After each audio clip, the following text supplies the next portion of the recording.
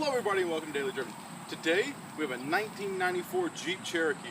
Have you ever wondered why people really just adore these things? They are a cult classic. Everybody loves them, right? So you see them all the time on Facebook, Craigslist for $5,000, $6,000 saying they're a classic even though it's like a 94, right? Why are they so popular? Why do people like them so much? Well, I'll tell you. As you can probably see, it's not really because of the styling. It's basically a box on wheels. Speaking of wheels, not very interesting.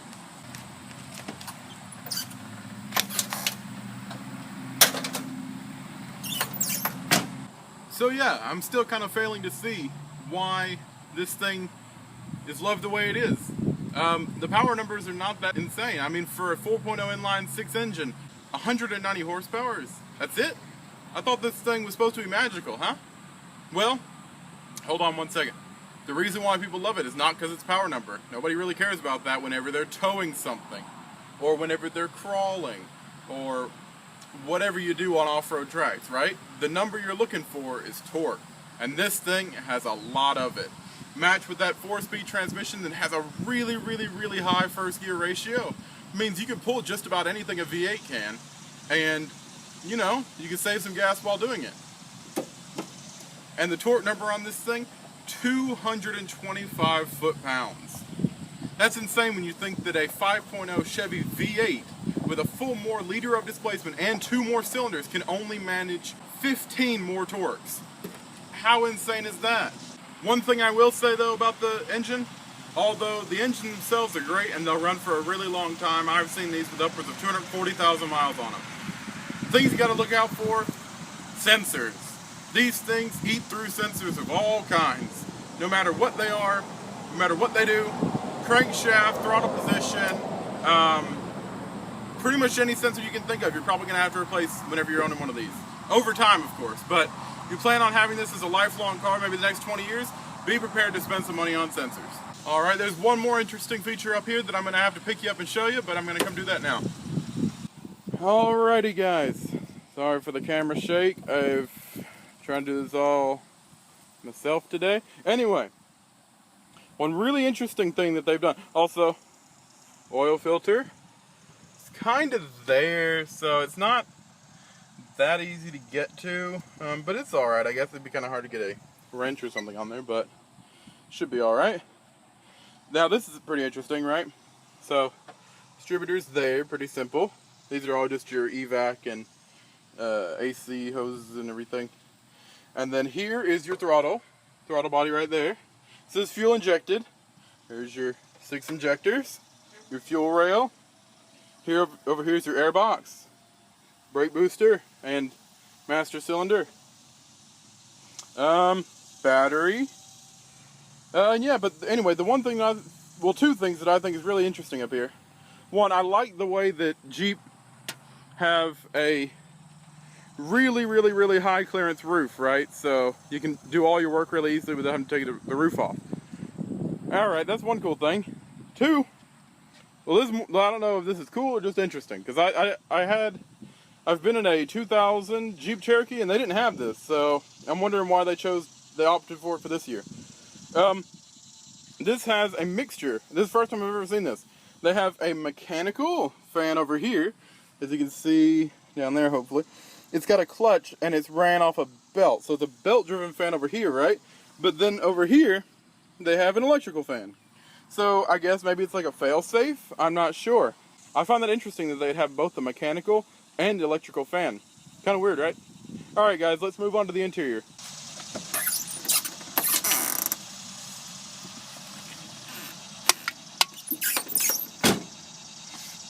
Alrighty guys. So we're on to the interior now, right? And as you can see, very, very basic. It's got the 85 mile an hour gauge cluster. It's got a 7,000 RPM tachometer. But what's cool though, is with that you get all these nice fancy dials that, you know, you can see pretty much what your engine's doing at any time. You got your temperature, fuel, oil pressure, and battery, voltometer, or voltmeter, whatever. You know what I mean. Like I said before, the electronics on this car was not a strong point. On this particular example, radio doesn't work, AC doesn't work, cigarette lighter doesn't work. But that doesn't stop the engine from running, right? And run it will. These things are just amazing.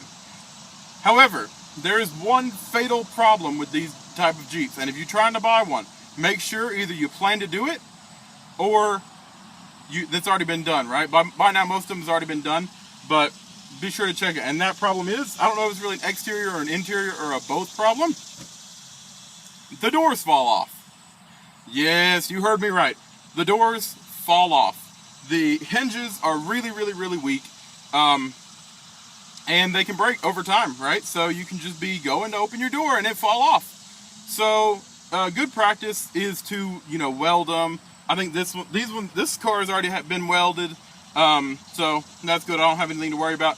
But definitely do your research and find one that's already been welded, or do it yourself, because that could be a problem. Because you could just be driving down the highway, right? Oh yeah, 45. Oh man.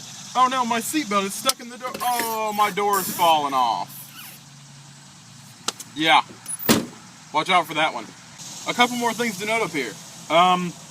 This thing, it's like a dome thing. Still no clue what it does. Maybe it's like, I don't know. Anyway, some more cool stuff up here.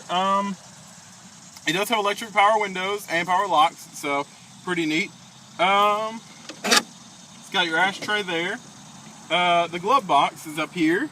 One really annoying thing about owning one of these is they have the most annoying door alarm of all, like door alarm while key is in the ignition. I mean, I guess it's supposed to get your attention, but it's so obnoxious. You ready? All right.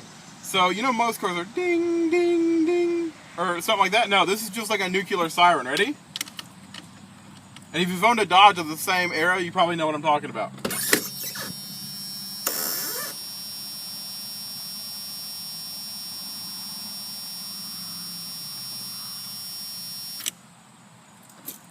Not fun. Okay. Other than that, up here, one weird thing with this transmission, right? So your standard shifting sequence would be park, reverse, neutral, drive, like drive, overdrive, drive, and then 2, and then low, right? That's your standard layout. Okay, this one's a bit weirder. You have park, reverse, neutral, pretty good so far, overdrive, drive, so normal, like standard overdrive. Then you have a third gear option, right? So one below drive is third, right? So, okay, yeah, that's pretty normal, whatever. Then your last one is 1, 2. So you don't get an option between 1 and 2. It's just 1 and 2. So it's just a 1-2 shift. So basically it's just second. But you can also go down to first. So what good does that do? Like, you can't hold it in first. I don't know. Just seems kind of interesting that they would opt for something like that, especially on some kind of like towing vehicle where you're trying to get up places. I mean, I guess the second still has plenty of torque, but you should feel the torque on this thing in first gear. It's absolutely insane. One cool thing for 94, they had these old school manual style mirrors, right? So it's the same way in like the old GMs of the era and stuff like that. It's kind of, you just move this little nubbin to move the mirror. Kind of cool, right? They do that on both sides, and that's your manual mirrors. Alrighty, so I guess it's time to take it for a drive, huh?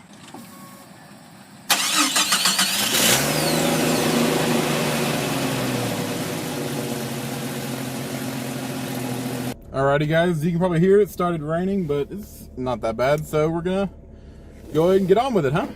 Alright. Okay, so, cool things, sad thing that I didn't realize actually happened until just now. That stupid key alarm thing persists to when the vehicle is running.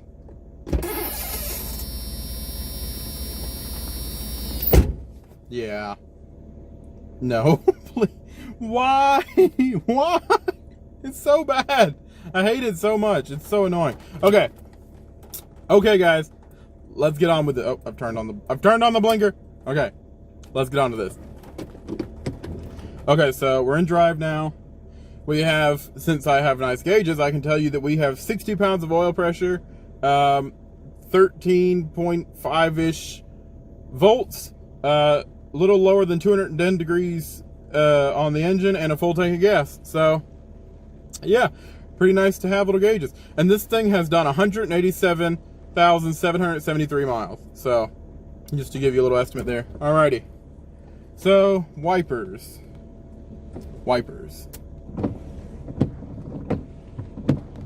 Those make an awful noise, don't they? Okay. You can just feel the torque in first gear, and I'm barely tapping the gas, and you can see it kind of just wants to push you back, right? So it's pretty insane. Alrighty, we're gonna go this way. Alright, I'm gonna have to turn on the wipers, guys. I'm sorry. I know they're annoying sounding, but alrighty. Lights on. Anyway, overall, pretty enjoyable to drive. Yeah, it's kind of bumpy. It rides a lot like a truck. But then again, that is to be expected. As you can probably see from the camera shake, it's not that comfortable.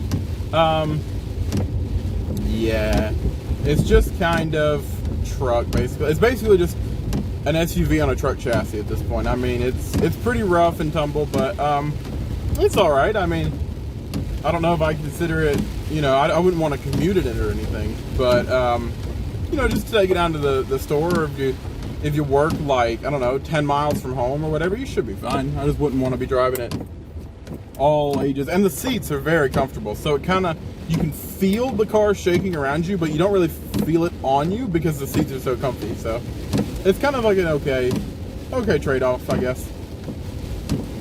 And whenever you're going faster, it doesn't seem to shake as bad. Like, it just seems to be more rolly and everything whenever you're going a lot slower. One really cool thing with this transmission, right?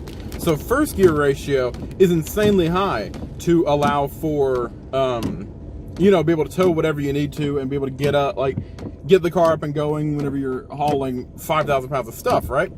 So, thank you. So, that's one cool thing, is that it has all that torque at first gear and then high torque multiplication ratio. Other cool thing is the overdrive. You can go 60 miles an hour in this. You'll be able to see that in a second. 60 miles an hour at 1,500 RPMs. What? Like, how? That's insane. I believe it's because the torque of the inline six is just so great that they can get away with that low of a ratio and still be able to make it drivable, right? So, let's go on out here. Alrighty.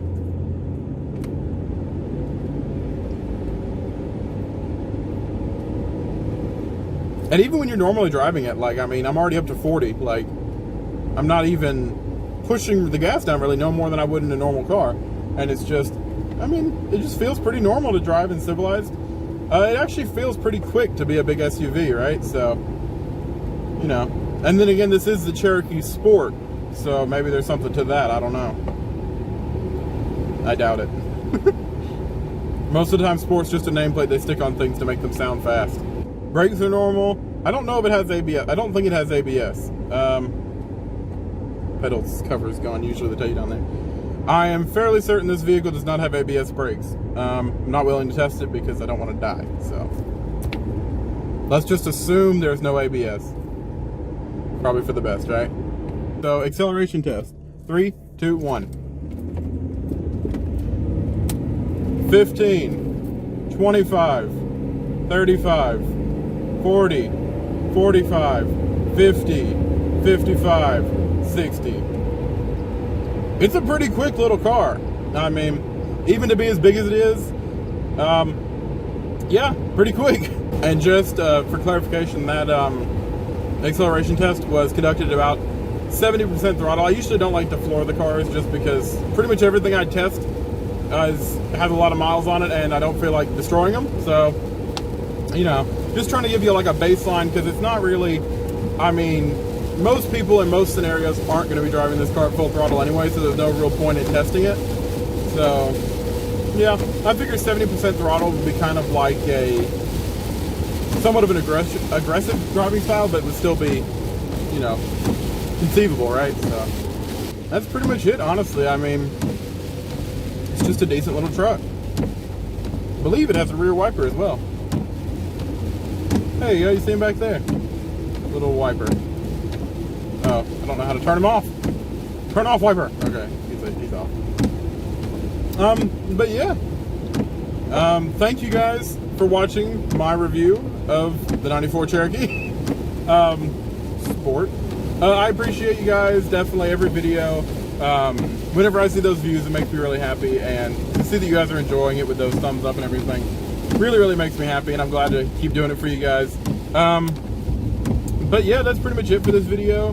Like, subscribe, comment, tell me what you guys would like to see next. And yeah, thank you very much for watching. And yeah, goodbye.